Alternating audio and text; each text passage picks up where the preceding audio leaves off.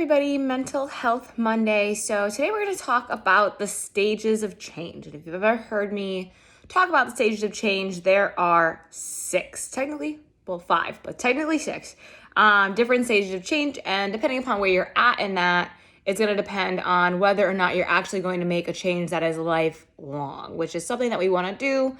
If we want to build a healthy life, we want to build a life for longevity, all of those things. So, the stages of change are pre-contemplation, contemplation, you have preparation, action, maintenance, and then termination is technically the sixth one. It was not really a part of the original model of stages of change, but they did add it in. It normally stopped at maintenance. And they're all related to health-related change behavior. So if you're ever I'm stuck in this cycle, this is a good way to kind of think about it and retrain your brain for behavioral change that is optimum for your health. So again, the first one's pre-contemplation. So in this stage, people don't tend to take action in the foreseeable future. So that's the next 6 months. They're often unaware that their behavior is problematic or maybe produces negative consequences. People in this stage often underestimate the pros of changing the behavior and place too much emphasis on the cons of changing the behavior. So that's your pre-contemplation. You're just kind of thinking about it. That's about it. So it's when it comes to exercise or fitness or nutrition or just a healthy lifestyle, you're I'm thinking about it, but that would require a lot of work. That's your pre-contemplation. Contemplation is that you are intending to start the healthy behavior in the foreseeable future. So again, within the next 6 months, you're going to recognize that your behavior potentially could be problematic. Again, this is to your health, and a more thoughtful and practical consideration of the pros and cons of changing the behavior takes place, with equal emphasis placed on both the pros and the cons, not just on the cons. Even with this recognition, you still may feel ambivalent toward changing that behavior. So this is okay, I am thinking about signing up for the gym in the next 6 months. I am thinking about cutting this out of my diet in the next 6 months, that type of thing. Then we have preparation. So this is the stage when you're ready to take action within the next 30 days. So you start to take the small steps toward that behavior change, and then hoping that change will help to lead you to a healthier life. So that one is going to be I have meal prepped for the week. Preparation. Now, do you eat the meal prep? I don't know. But you have meal prepped for the week. You have signed up for your classes ahead of time to get ready to make sure that you are going to the gym. You're taking that active step. And then number 4 is, speaking of active, action. So in this stage, people have recently changed their behavior within the last 6 months and intend to keep moving forward with that change. People may exhibit this by modifying the problem behavior or acquiring new healthy behaviors. So again, when we're talking about health, we are talking about in that action stage, you're already doing the thing.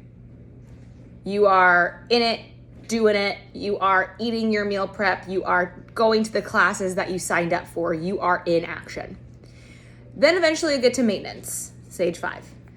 In this stage, the people that are in it have sustained their behavior change for a while. So that's more than 6 months. So you're talking about, you could be in pre-contemplation for years before you hit contemplation, for years before you're in preparation for a few months. And then maybe you're in action for 6 or more months until you get to maintenance.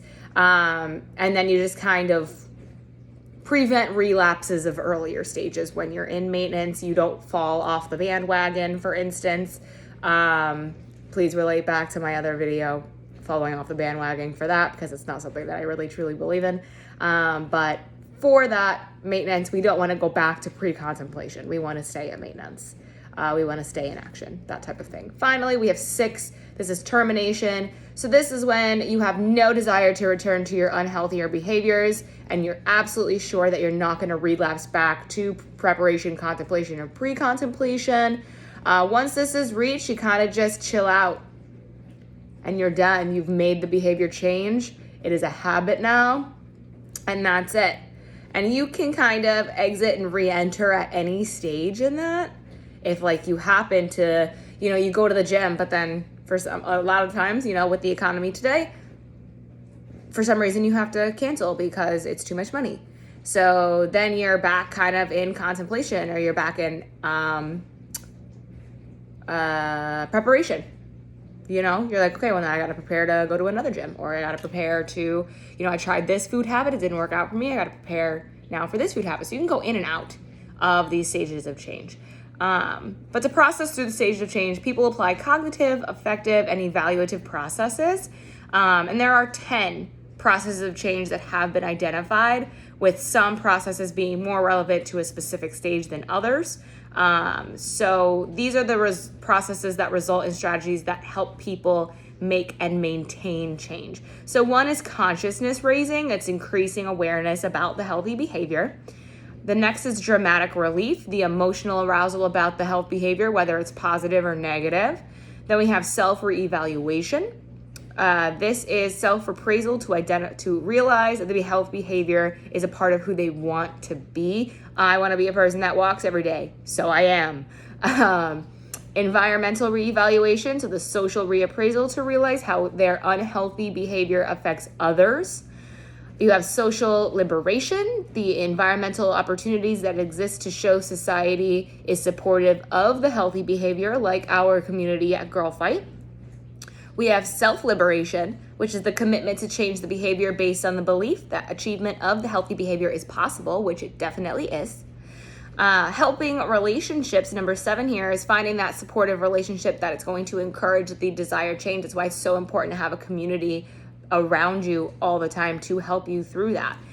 Counter conditioning is another one, substituting healthy behaviors and thoughts for unhealthy behaviors and thoughts. That may happen during the contemplation phase, where you're really narking on those cons and not really looking at the pros that much.